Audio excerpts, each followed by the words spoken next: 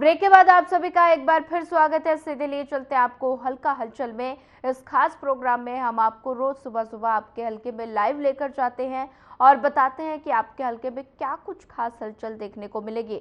तो चलिए सीधे लिए चलते हैं पलवल, जहां से प्रवीण आहूजा हमारे साथ हमारे सहयोगी जुड़ गए हैं। प्रवीण, आज आपके हलके में क्या कुछ खास हलचल देखने को मिलेगी? सुनिए, सबसे पहले बात कर लेते हैं कि हरियाणा में जो छठे चरण के जो कल लोकसभा चुनाव जो संपन्न हुए हैं, जिसको लेकर तमाम जितने भी प्रत्याशी उन सबका भाग्य अब जो मत पेटियां हैं या यूं कहेगी ईवीएम मशीनों में बंद हो चुका है, जिसको लेकर बाजार में जो है सट्टा बाजार बहुत ज्यादा गर्म रहा गया है, जिसको लेकर लोगों में चर्चाओं का दौर जारी है और लगातार लोग चर्चाएं कर रहे हैं। हर जो जो भी अपनी पार्टी उम्मीदवार है, उनके जितने भी उनके जो कार्यकर्ता रहे हैं, सभी अपनी जीत का दावा कर रहे हैं और एक हल्की जीत भी नहीं कर रहे हैं, लाखों जो वोटों से जीत का दावा कर रहे हैं। भाई, इसको लेकर जो 24 प्रत्याशी जो हमारे यहाँ से थे, उन सभी का भाग्य अब ईवीएम मशीनों में बंद हो चुका है। वहीं दूसरी बात कर लेते हैं कि कल जो मतदान का प्रतिशत रहा है वो तीनों विधानसभा क्षेत्र में, जैसे पलवल, होडल, हथीन और हथीन क्षेत्र की बात करते हैं तो 70.1 सबसे ज्यादा मतदान का प्रतिशत रहा है। और इसके अलावा पलवल जिले में जो है वो 67% का रहा है और होडल में 67.4% जब मतदान का प्रतिशत रहा है। हालांकि गर्मी इतनी ज्यादा थी,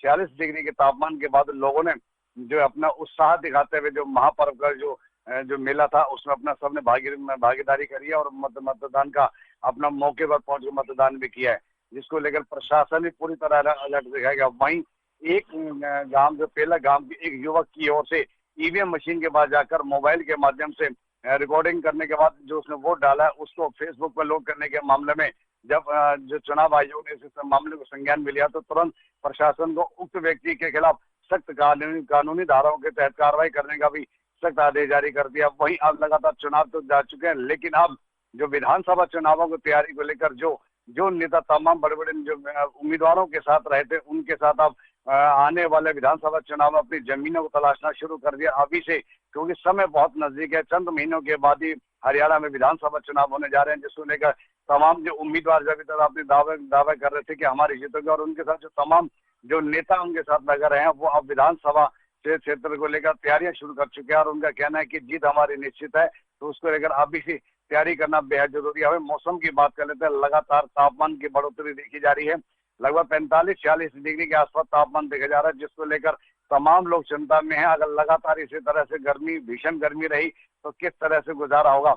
वहीं नौतपा के चलते हुए लगातार 9 दिन जो है अब लगातार भीषण गर्मी का जो है प्रकोप जारी रहेगा, जिसको लेकर तमाम प्रशासन तो परेशान है। आम जनता भी पीड़ित है कि इस गर्मी से कैसे बचाव किया जा सके। हालांकि कुछ स्कूलों में जो है अवकाश कर दिया गया है, क्योंकि छोटे बच्चे हैं, लगातार गर्मी बढ़ रही है और काफी बार ये दिक्कत आ रही थी कि जो बच्चे स्कूल जा रहे थे वो स्कूल के प्रांगण में कहीं ना कहीं भारी गर्मी के कारण बेहोश हो रहे थे। उस कारण प्रशासन ने सख्त कार्रवाई करते हुए कहीं उनको रियायत देने की कोशिश करी कि वो अब गर्मी ज्यादा है तो इसमें बचाव किया जा सके। जी सोनिया,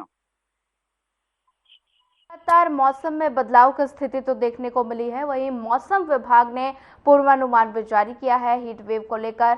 और साथ ही कल छठे चरण की वोटिंग हरियाणा की 10 लोकसभा सीटों पर हुई।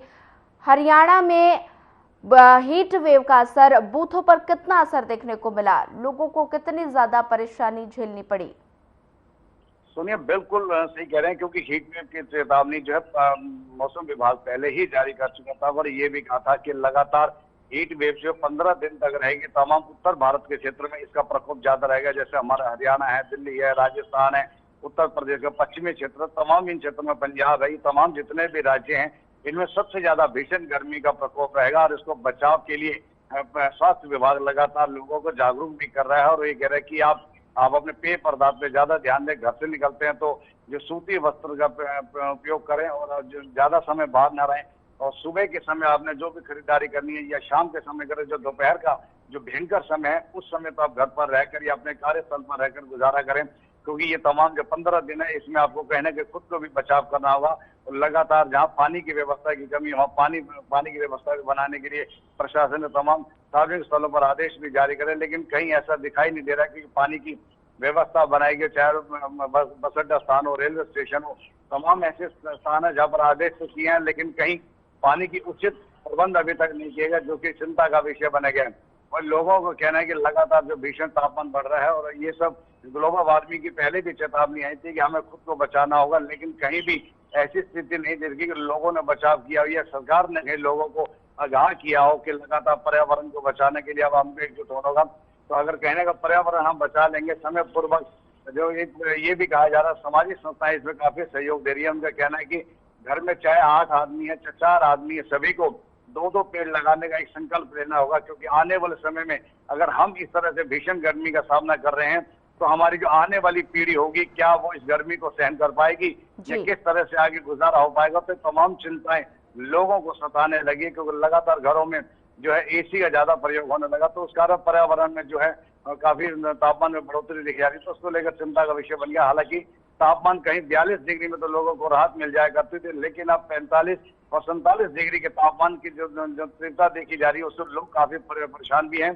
लोगों का कहना है कि अगर इस तरह से तापमान में वृद्धि आने वाले समय में देखी गई तो भारी भयंकर जो है काफी नुकसान का भी सामना करना पड़ेगा। जी सोनिया। ठीक है प्रवीण, लगातार बढ़ती गर्मी से बच्चे और बूढ़ों पर ज्यादा असर दिखने को मिल रहा है। अस्पतालों में मरीजों की संख्या में काफी ज्यादा बढ़ोतरी हो रही है। स्वास्थ्य विभाग किस तरह से अलर्ट मोड पर, और साथ ही किसानों के लिए क्या कुछ प्रशासन की ओर से प्रबंध किए गए हैं बढ़ती गर्मी को लेकर? सोनिया, स्वास्थ्य विभाग की बात कर लेते हैं तो कहीं ऐसी जो सुविधाएं हैं जो आम मरीजों को देनी चाहिए वो कहीं अभी तक नदारत है, वो नहीं दिखाई दे रही है। स्वास्थ्य विभाग में जाकर अगर हम नागरिक अस्पतालों में देखते हैं, निजी अस्पतालों में देखते हैं तो भारी संख्या में जो बुजुर्ग हैं, बच्चे हैं, उनको उनकी जो बिगड़ती स्थिति है उनको देखा जाए तो काफी चिंताजनक विषय बना हुआ है, क्योंकि बार बार एडवाइजरी तो जारी की जाती है लेकिन कहीं इनके लिए कोई ऐसे रास्ता नहीं बनाया जा रहा कि लोगों को कम एक सुगम जो रास्ते हैं वो गए उनसे लाया जाए, लेकिन फिर दिक्कत का सामना करना पड़ रहा है।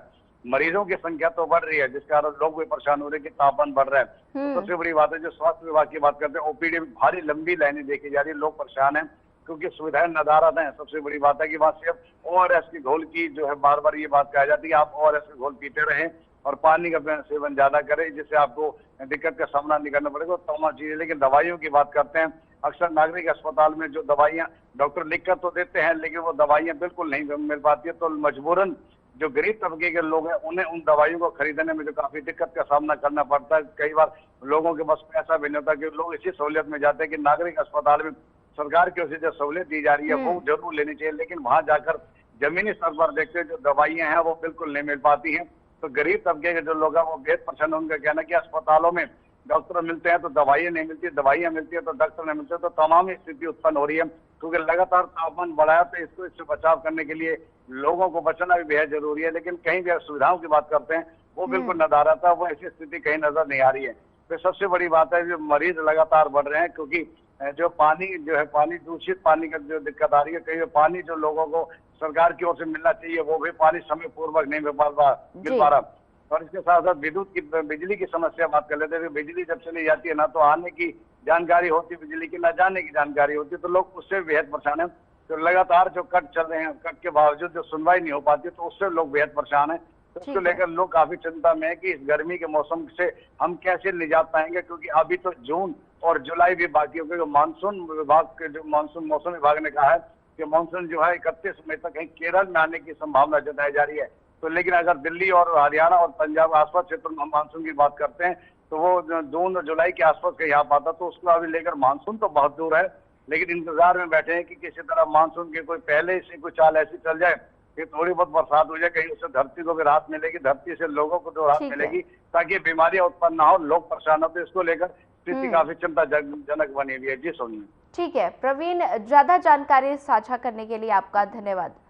हर खबर भी आपसे लगातार यही अपील कर रहा है कि बढ़ती गर्मी में ज़्यादा से ज़्यादा पेयजल पदार्थों का इस्तेमाल करें और ज़्यादा से ज़्यादा मात्रा में पानी पिए, और साथ ही अपना और अपने परिवारजनों का ख्याल रखें। और साथ ही हर खबर हमेशा आपसे यही अपील करता है कि अपने घर से जब भी बाहर निकले अपना मुंह ढककर निकलें और साथ ही भारी मात्रा में तरल पदार्थों का सेवन करें। वहीं फिलहाल इस बुलेटिन में इतना ही। ज्यादा खबरों के लिए बनी रहिए हमारे साथ। नमस्कार।